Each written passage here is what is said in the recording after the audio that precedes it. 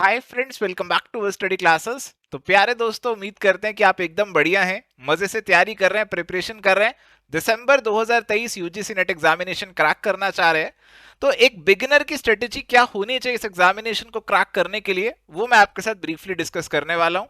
अक्सर हमारे पास ये क्वेरीज आती है कि सर अभी प्रिपरेशन स्टार्ट कर रहे हैं या अभी जस्ट एमकॉम खत्म हुआ है या एमकॉम फाइनल ईयर में है। तो स्टार्ट करना है प्रिपरेशन को, तो what should be the strategy, कैसे प्रिपरेशन को स्टार्ट करें। अब देखो, ये एग्जामिनेशन की जो प्रिपरेशन आपको स्टार्ट करनी है, उसके लिए सबसे पहले एग्जामिनेशन को समझना जरूरी है। एग्जामिनेशन की समझ आपको लगती है प्रीवियस ईयर के सवालों को देखकर। तो स्टेप नंबर 1, मैं सभी से कहता हूं कि सबसे पहली चीज यही करो कि एक बार पिछले कुछ सालों के पेपर उठाओ और उन पे नजर डालो। ऐसे नहीं है कि आपने उनको सॉल्व करना है, एक एक सवाल को सॉल्व करना है, वो बात बाद में आएगी, बाद में करेंगे सॉल्व सब सवालों को। Initially your target should be कि एक बार नजर लगा लें, we should get to know कि अरे इस पेपर में क्वेश्चंस आते कैसे हैं।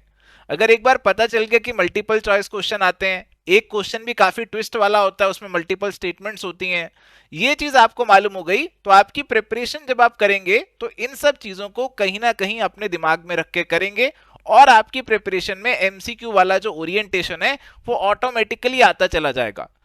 इसके बाद आपको अपना सिलेबस उठाना है, एक एक यूनिट उठाना है, उसमें टॉपिक्स उठाने हैं, उनकी पढ़ाई करनी है। अब जब आप टॉपिक्स की पढ़ाई कर रहे हैं तो उसमें यू मेक श्योर कि आप उस टॉपिक को जब पढ़ रहे हैं तो उसके साथ में उसके एक बार प्रीवियस ईयर के सवालों पे भी नजर डाल लें। कहीं ऐसा ना हो कि आपने अपनी तरफ से टॉपिक तो पूरा कर दिया बट प्रीवियस ईयर के सवाल आपकी प्रिपरेशन से सॉल्व नहीं हो रहे हैं। तो अगर ऐसा है तो कहीं ना कहीं प्रिपरेशन अभी अधूरी है, अभी कुछ कमी है जिसको आपको ब्रिज करना पड़ेगा, जिस पे आपको काम करना पड़ेगा। तो इस चीज को ध्यान में रखना बहुत जरूरी है। आपका जो स्टडी प्लान है वो आपको बना लेना चाहिए। स्टडी प्लान जो बनेगा वो दिसंबर को ध्यान में रखते हुए बनेगा। तो अभी हमारे पास मोटा मोटी 4 महीने, उससे थोड़ा बहुत ऊपर नीचे लगा सकते हैं। तो 100 डेज तो आराम से हमारे पास है। तो 100 डेज में आप ऐसे शेड्यूल बनाइए, ऐसे टारगेट बनाइए ताकि आपके सभी यूनिट्स भी पूरे हो जाएं और लास्ट में आपको कुछ रिवीजन के लिए भी टाइम मिल जाए। मैं हमेशा ये कहता हूं कि एक टाइम पे एक यूनिट को पिक करने से अच्छा है कि एक टाइम पे आप 2 यूनिट पिक कर लें।